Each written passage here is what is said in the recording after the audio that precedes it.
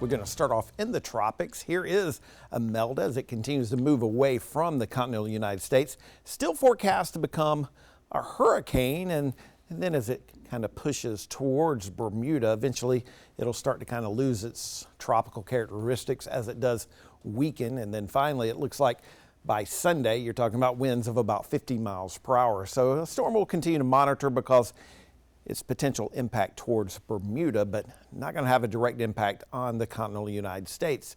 Here are the spaghetti models for that storm. Pretty good agreement. We'll also look at Hurricane Humberto. It has weakened a little bit, and it's going to continue to weaken as it does kind of move generally towards the north and then towards the north and east. Eventually, it will also lose its tropical characteristics, looks like by the end of the work week. So it has been kind of busy in the tropics. Here are the hurricane force wind chances. There's Bermuda right there. So that's what we'll have to kind of watch for the island of Bermuda, as they are under a watch at this point. As far as tropical storm force wind chances are concerned, looks like they're almost guaranteed to have at least tropical storm force winds in Bermuda, as that storm will continue to move towards the island. So it stays away from the continental United States, but it will make a direct impact, it looks like, on Bermuda.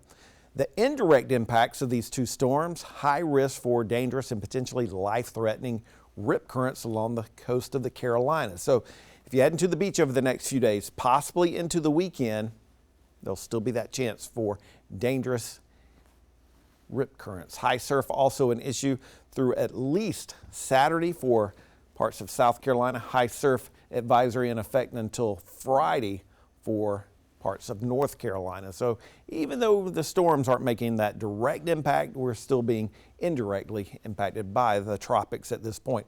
Once we get rid of those two storms, not expecting tropical activity over the next 7 days. So things will be a little bit quiet once we get rid of these two. So far, we've had 9 named storms, 3 hurricanes. Both, or I should say all 3 hurricanes, have become major hurricanes at this point. Aaron was a Category 5, Humberto was a Category 5, and Gabrielle was a Category 4 storm. August 20th through October 10th, historically the most active part of hurricane season. About 2/3 of all activity occurs in this time frame, so we are still within the very active part of hurricane season. Officially, hurricane season ends on November 30th, but you can have activity outside of November 30th, and you can have it before the official start date of June 1st. Typically after September 10th, though, the activity does start to decrease, although it has been pretty busy over the past few days. A little bit closer to home, we're kind of tracking the color of the leaves thanks to Explore Fall. Starting to get a little bit of color change in extreme parts of the upstate of South Carolina into the mountains of North Carolina. So we're talking about patchy color at this point.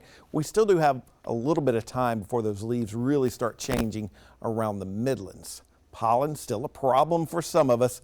A little bit low though for today and tomorrow. It's going to kind of inch up though. Ragweed and grass is still causing those seasonal allergy issues at this point.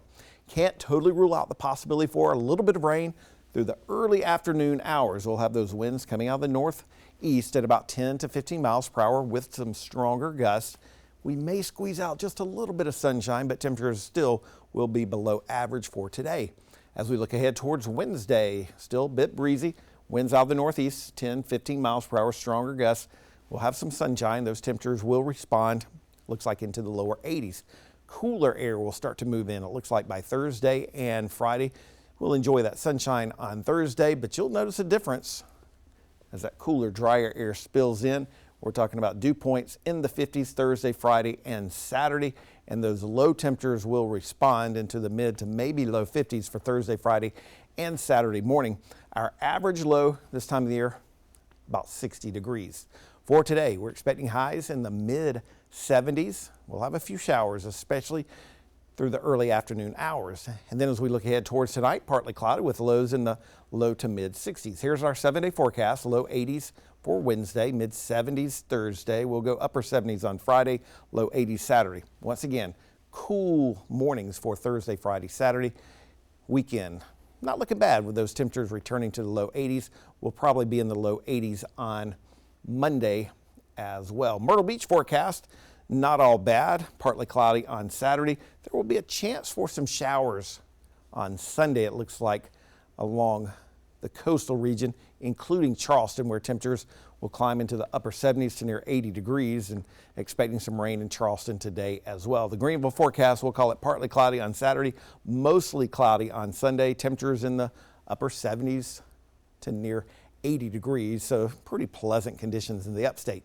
Looking a little bit ahead, October 7th through October 13th, warmer than normal conditions across the southeast, and at this point, slight chance for wetter than normal conditions during that same time frame. So we certainly could use the rainfall because it's been so dry across South Carolina.